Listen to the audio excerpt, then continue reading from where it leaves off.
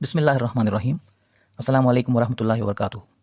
مضمون کا عنوان ہے امت مسلمہ کی زندگی میں کتاب و سنت کی اہمیت، ٹی عاقب محمد عرفات۔ جو بھی کلام الہی سے احکام معلوم کرنے، ہدایت حاصل کرنے اور پھر اپنی زندگی کو ان کے مطابق ڈھالنے کی کوشش کرے گا، روز محشر قرآن پاک خدا تعالیٰ کے دربار میں ان لوگوں کی سفارش کرے گا۔ اللہ اور اللہ کے رسول صلی اللہ علیہ وسلم کی طرف سے کتاب مبین کو لازم پکڑنے، اس کے مقام و مرتبے کو پہچاننے، اس کے پیغام کو دنیا کے لوگوں میں عام کرنے اور عوام الناس کو اس کی تعلیمات کی پیروی کی دعوت دینے اور سارے سنجیدہ مسائل کے حل کے لیے اس کی طرف رجوع کرنے کا حکم دیا گیا ہے۔ مگر اس کی تعمیل میں امت غفلت برت رہی ہے۔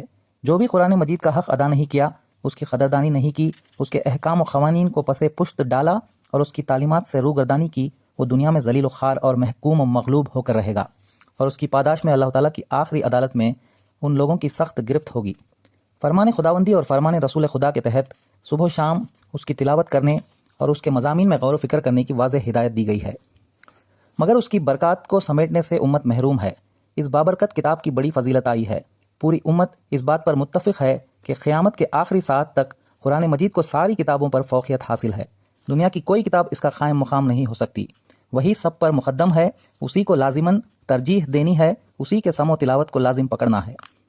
وہی امت مسلمہ کی زندگی میں اچھے اچھے تاثرات پیدا کرتی ہے۔ حضرات مفسرین نے اپنی ساری زندگی قرآن مجید کی تراجم و تفاسیر میں کھپا دی ہے۔ اپنی زندگی کا ایک بہت بڑا حصہ اس کار خیر میں صرف کر دیا ہے۔ ہر دور میں حضرات مفسرین اور اہل علم کی کاوشوں کا اہم ترین میدان قرآن پاک کی تفہیم و تفسیر رہا ہے۔ اسلامی تاریخ شاہد ہے کہ جتنی کوششیں اور کاوشیں اس میدان میں ہوئی ہیں، شاید ہی کسی دوسرے میدان میں ہوئی ہوں۔ عربی زبان میں 1200 سے زیادہ اور اردو زبان میں 250 سے زیادہ مکمل تراجم و تفاسیر موجود ہیں۔ دنیا کی کثرت سے بولی جانے والی تمام زبانوں میں تفاسیر کی کتابیں دنیا کی سارے ممالک میں ملتی ہیں۔ مساجد کے خطیب و امام صبح و شام کلام الہی کی تلاوت و ترجمے سے نمازیوں کی قلبی اور روحانی سکون و اطمینان کا سامان کر کے ایک بڑی بھاری ذمہ داری سے بری ہو سکتے ہیں۔ ہر زمانے میں علوم قرآن کے وسیع ذخیرے سے امت نے استفادہ کیا ہے۔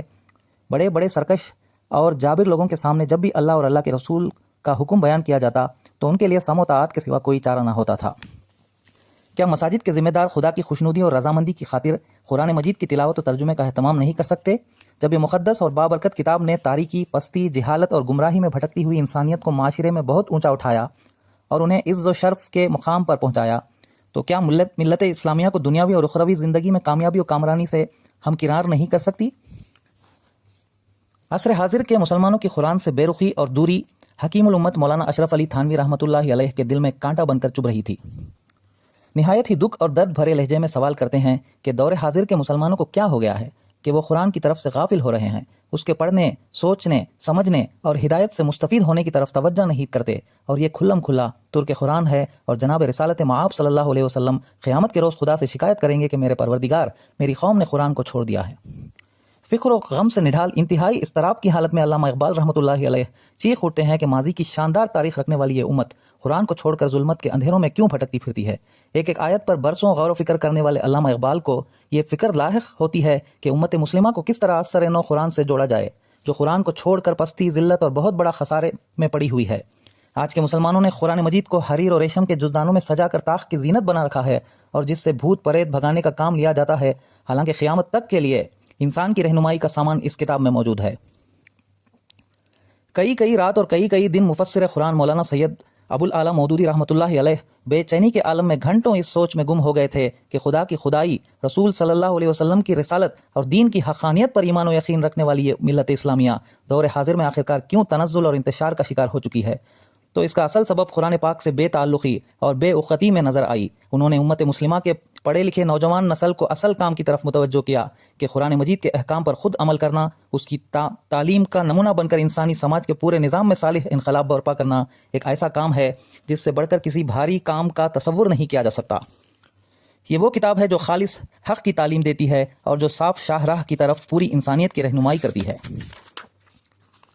علامہ یوسف القرضاوی رحمۃ اللہ علیہ قرآن مجید کے مقام و مرتبے کا تذکرہ کرتے ہوئے فرماتے ہیں کہ قرآن مجید ہر مرض کی دوا، ہر مسئلے کا حل اور سارے پیچیدگیوں کا علاج ہے۔ وہ اللہ کا پیغام ہے، وہ ایک ربانی ہدایت، آسمانی قانون اور مخلوق کے لیے اس کے خالق کی طرف سے ایک دستور حیات اور فرمان خداوندی ہے۔ ہم زندگی کے مختلف میدان میں جن مصائب و مشکلات سے دوچار ہیں، اس سے نکلنے کی واحد سبیل کلام الہی کی طرف مکمل رجوع ہے۔ یہ ایک ایمان کا حتمی تقاضا ہے کہ امت مسلمہ ہر معاملے میں اپنے دین اسلام، اپنے رب کی کتاب اور اپنے نبی صلی اللہ علیہ وسلم کی سنت کی طرف رجوع کرے۔ قرآن سے دوری کے سبب ہمارے سماجی رسم و رواج اور ہماری زندگی کے سارے ادارے اسلامی روح اور اسلامی شان سے خالی ہیں۔ کلام الہی کی فضیلت، عظمت اور اخت کا تذکرہ کرتے ہوئے مولانا محمد یوسف اصلاحی رحمۃ اللہ علیہ نے فرمایا کہ جب رحمت، مغفرت اور جنت کی لازوال نعمتوں کے تذکرے پڑھیں تو خوشی اور مسرت سے جھوم اٹھے، اور جب خدا کے غیظ و غضب اور عذاب جہنم کی ہولناکیوں کا تذکرہ پڑھیں تو بدن کانپنے لگے، آنکھیں بے اختیار بہہ پڑیں اور دل توبہ اور ندامت کی کیفیت سے رونے لگے۔ جب مومنین اور صالحین کی کامرانیوں کا حال پڑھیں تو چہرہ دمکنے لگے، اور جب قوموں کی تباہی کا حال پڑھیں تو غم سے نڈھال نظر آئیں۔ وعید اور ڈراوے کی آیات پڑھ کر کانپ اٹھیں، اور بشارت کی آیات پڑھ کر روح شکر کے جذبات سے سرشار ہو جائے۔ اسیر مالٹا شیخ الاسلام حسین احمد مدنی رحمۃ اللہ علیہ اور شیخ الہند مولانا محمود الحسن رحمۃ اللہ علیہ جب مالٹا کی جیل سے رہا ہو کر آئے تو اس وقت اللہ کے آخری نبی صلی اللہ علیہ وسلم پر ایمان رکھنے والی امت کو متفرق، منتشر اور خستہ حالی میں پا کر چیخ اٹھے اور نہایت ہی سنجیدہ اور درد بھرے لہجے میں کہنے لگے کہ یہ ترک قرآن و سنت کی لعنت ہے جس میں وہ بری طرح سے گرفتار ہیں۔ لوگوں نے اپنے مقصد، مشن اور فریضے کو بھلا دیا جو قرآن پاک نے ان پر عائد کیا تھا۔ اب امت کو چاہیے کہ وہ قرآن کا پیغام لے کر اٹھیں اور انسانیت کو اس سے جوڑنے کی فکر کریں، خود بھی جڑیں اور دوسروں کو بھی جوڑیں، اور اس کے بتائے ہوئے راستے پر خود بھی چلیں اور دوسروں کو بھی چلائیں، اور یہی ملت اسلامیہ کا اعلیٰ اور عرفہ مقصد ہے، اور اسی میں امت کی بقا، سرخروئی اور سرفرازی ہے۔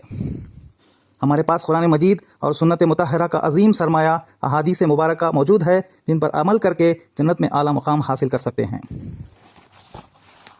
امت کے حالت زار پر چیختے چلاتے برادر خرم مراد رحمۃ اللہ علیہ اپنی گفتگو کے درمیان بار بار یہی فرماتے کہ ہمارے ہاں واعظ و نصیحت کی کمی نہیں ہے، درس ہوتے ہیں، تقاریر ہوتی ہیں، قرآن پڑھایا جاتا ہے، رمضان میں دعائیں ہوتی ہیں، لاکھوں قرآن مجید ختم ہوتے ہیں، لیکن آنکھوں میں آنسو نہیں آتے، دل نرم نہیں پڑتے، اخلاق نہیں بدلتے اور قوم کی حالت نہیں سدھرتی۔ واضح طور پر یہ اس بات کی علامت ہے کہ دلوں میں سختی پائی جاتی ہے، یہ اس بات کا نتیجہ ہے کہ ہم نے اللہ سے اپنے عہد کو پورا نہیں کیا۔ آج امت کی جو حالت ہے اس کا سبب اس کے علاوہ کچھ نہیں ہے کہ ہم نے جو عہد اللہ سے باندھا تھا اسے پورا نہیں کیا، اور اللہ نے جو کام اس کے سپرد کیا تھا اس کام کو ہم نہیں کر رہے ہیں۔ آئیے خدا سے اپنے اس عہد کو پورا کریں اور امت مسلمہ کا جو مشن ہے اسے لے کر اٹھیں۔ اللہ کے نبی صلی اللہ علیہ وسلم جو کام لے کر آئے تھے وہ کام کرو، اس کے لیے اپنا وقت دو، جان لگاؤ اور مال کھپاؤ، اللہ کی راہ میں نکلو، جہاد کرو، ہجرت کرو اور اس کی راہ میں خرچ کرو۔ جب اس قوم میں سے ایسے فرد نکل آئیں گے تو قوم کی حالت بھی بہتر ہوگی اور ظلم بھی مٹے گا۔ ہماری ساری جد و جہد کا مقصد صرف ایک ہی ہے کہ اللہ کے مطیع اور فرما بردار بن جائیں تاکہ اس کی رضا اور قربت حاصل کر سکیں۔ مفسر قرآن مولانا شمس پیر زادہ رحمۃ اللہ علیہ نے دعوت و اشاعت پر تبصرہ کرتے ہوئے فرمایا کہ قرآن کریم فرما روائے کائنات کی طرف سے دنیا انسانیت کے نام وہ مقدس، عظیم الشان اور انقلاب آفرین پیغام ہے جو لوگوں کو خواب غفلت سے بیدار کر کے اس راہ پر ڈالنا چاہتا ہے جو خدا تک پہنچنے کی سیدھی اور واحد راہ ہے۔ لہٰذا ہر قسم کے تبلیغی نصاب میں اور ہر قسم کے اسلامی لٹریچر میں قرآن کو دعوت اسلامی کا مرکز بنانا چاہیے۔ اس کے مخاطب صرف مسلمان ہی نہیں بلکہ ساری انسانیت ہے۔